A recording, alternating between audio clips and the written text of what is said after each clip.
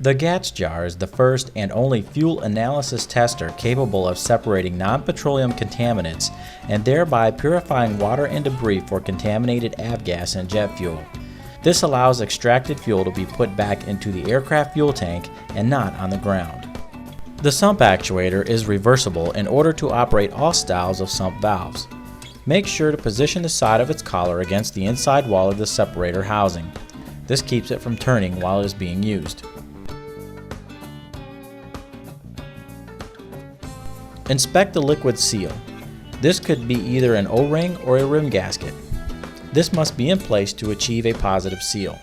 When seated properly, it will lay in a relatively straight line around the neck of the jar.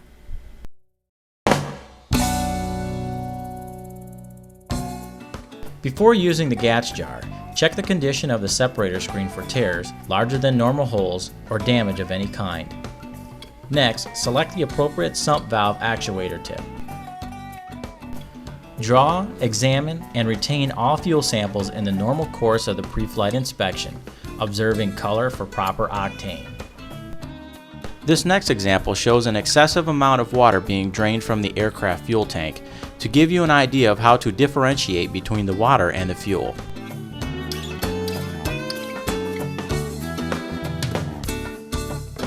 Check for water sitting on the top surface of the separator screen.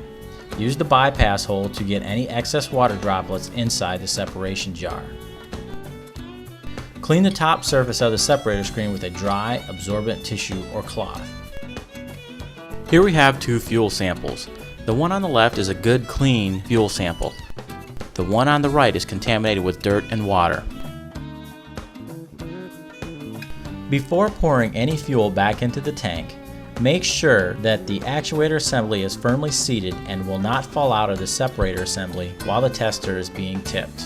While visually checking the last fuel tank level, pour all the collected fuel samples back into the aircraft fuel tank through the separator screen in the Gatch jar, taking care not to tip the Gatch jar too far, thereby overpouring the separator screen. Look at the contaminants that were filtered out by the Gatch jar. Pour the water that has been separated out and trapped in the collection jar onto the ground through one of the bypass holes.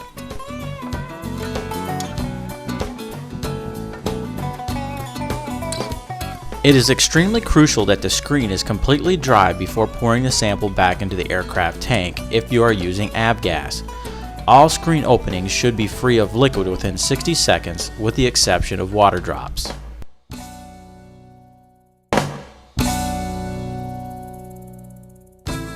Test for jet fuel contamination in avgas by noticing the evaporation rate of the fuel.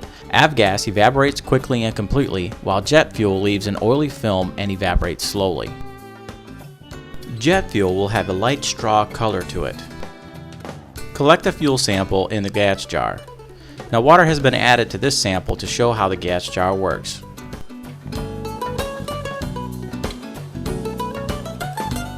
Pour the remaining fuel back into the aircraft wing tank.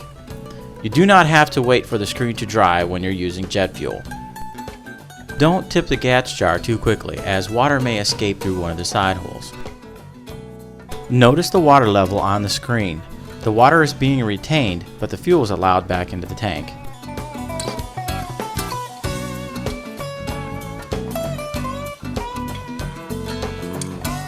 Now pour the remaining water on the ground.